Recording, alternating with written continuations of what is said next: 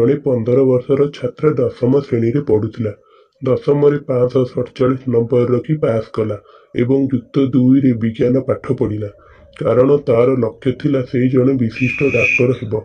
ଯୁକ୍ତ 2ରେ ମଧ୍ୟ ସେ ଫାର୍ଷ୍ଟ ଡିଭିଜନରେ ପାସ୍ କଲା। ତାପରେ ସେ ଗ୍ରାଜୁଏସନରେ ପଢିବାକୁ ଇଚ୍ଛା ପ୍ରକାଶ କଲା।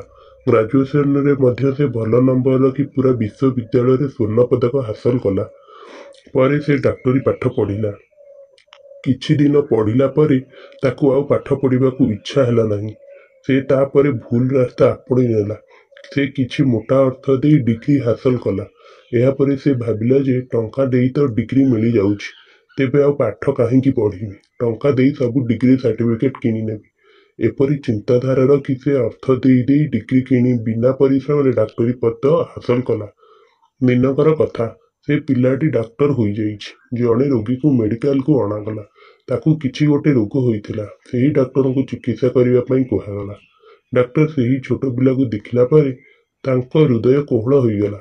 କିନ୍ତୁ ସେ ଚିକିତ୍ସା କରିପାରିଲେ ନାହିଁ, କାରଣ ସେ ଚିକିତ୍ସା ବିଷୟରେ କିଛି ଜାଣିନଥିଲେ। ଟଙ୍କା ଦେଇ ଡାକ୍ତର ଚାକିରି ହାସଲ କରିଛନ୍ତି। ପିଲାଟି ମରିଗଲା। କିନ୍ତୁ ସେ ଛୋଟ ପିଲାର ଅବସ୍ଥା ଦେଖି ନିଜକୁ ଅସମ୍ଭାଳ ମନେ କଲେ। ସେ ମନେ ମନେ ଭାବିଲେ, ମନେ ମନେ କ'ଣ କରିବେ କିଛି ବୁଝିପାରିଲେ ନାହିଁ। ଯେତେବେଳେ ଡାକ୍ତର ଜଣକ ସେହି ପିଲାର ବାପାଙ୍କୁ ଦେଖିଲେ, ସେତେବେଳେ ସେ ଆଶ୍ଚର୍ଯ୍ୟ ହେଲେ। କାରଣ ସେ ପିଲାର ବାପା ସେହି ଲୋକ ଥିଲେ ଯାହାକୁ ଟଙ୍କା ଦେଇ ସେହି ଡାକ୍ତର ଜଣକ ଡାକ୍ତର ପଦବୀ ହାସଲ କରିଥିଲେ।